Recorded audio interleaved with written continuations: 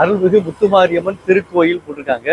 பெரும்பாலும் கோயில் அப்படிங்கிற சொல்லு வந்து எதுக்கு வரும்னா மலைப்பகுதிகிட்ட வரும். மலைப்பகுதியில் இருக்கக்கூடிய கோயில் சொல்றது. அதாவது குடைவரை கோயில் சொல்றோம்ல, மலையை குடைந்து செய்யக்கூடிய கோயில்.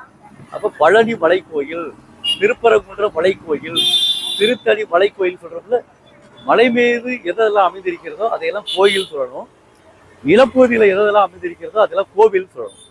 அப்ப கோவில் என்றாலும் கோயில் என்றாலும் ஒரே பொருள் தான்.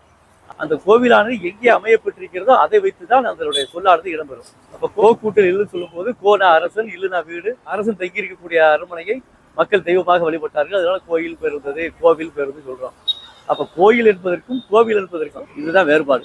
சரிங்களா? அப்ப அந்த அடிப்படையில மாரியம்மன் திருக்கோவில் தான் போடணும். ஏன்னா நிலப்பகுதியிலே அந்த கோவில் இருக்குது, அதனால கோவில் தான் போடணும். அடுத்து ஆசி பங்குனி பால்குட பெருவிழான்னு போட்டிருக்காங்க. மற்றபடி எங்கேயும் தவறு கிடையாது, இங்க படிதான் தவறு இருக்கிறது. அது என்னங்கிற பார்க்கலாமா? பாருங்க, மாசி பங்குனி போட்டிருக்காங்க. மாசி பங்குனி, மாசி பங்குனி இப்போ வராது, ஏன்னா மாசியும் பங்குனியும் உண்மை தொகையில வரக்கூடியது. அப்படிங்கிற போது மாசி பங்குனி போட்டாங்க. அடுத்தது பால்குட பெருவிழான்னு போட்டிருக்காங்கல்ல, இதுல என்ன தப்பு இருக்கு அப்படின்னா, பால் கூட்டல் குடம் எப்படி வரணும்? பால் கூட்டல் குடம், பார்க்குடம் வரும். இப்ப திருப்பார் கடல் சொல்றாங்கல்ல, திருப்பார் கடல், திருக்கூட்டல் பால் கூட்டல் கடல், அது திருப்பார் கடல் வருது. அப்ப பால் என்று சொல்லக்கூடிய சொல்லை தொடர்ந்து கடல் என்று சொல்லக்கூடிய சொல்லு வருகின்ற பொழுது பார்க்கடல் அப்படின்னு மாறுது.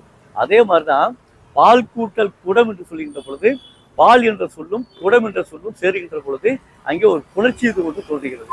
அந்த புணர்ச்சி விதிப்படிதான் பால் கூட்டல் குடம் பார்க்குடம் மாறுது. இப்ப பாருங்களேன், இப்ப எங்கெங்கெல்லாம் நெடிலை தொடர்ந்து மேல் நோக்கு நகர இல்லு வருகிறதோ அதை தொடர்ந்து கேசா தப்ப என்று சொல்லக்கூடிய 4 எழுத்துக்கள் ஏதேனும் ஒரு எழுத்து வந்துச்சா கண்டிப்பாக அந்த இல்லு வந்து இறாக மாறும். அப்ப பால் கூட்டல் குடம் பார்க்குடம் அப்படி வரும். பெரிய இரு இருக்கு பார்த்தீங்களா, அது பெரும்பாலும் எப்படி வரும்னா ஒரு சில இடங்களில் இருன்னு இருக்கும், ஒரு சில இடங்களில் இற்றுன்னு இருக்கும். இப்ப பால் கூட்டல் குடம் பார்க்குடம் சொல்லிடுறோம். ஆனா அந்த இறை வந்து இன்னொரு இடத்துல சொல்லும் போது இப்ப காற்றுன்னு இருக்கு பார்த்தீங்களா, இந்த காற்றுங்கிற சொல்லி இரு இருக்கு பார்த்தீங்களா, அதை இருன்னு சொல்ல மாட்டோம், காருன்னு சொல்ல மாட்டோம், அதை காற்றுன்னு சொல்லுவோம்.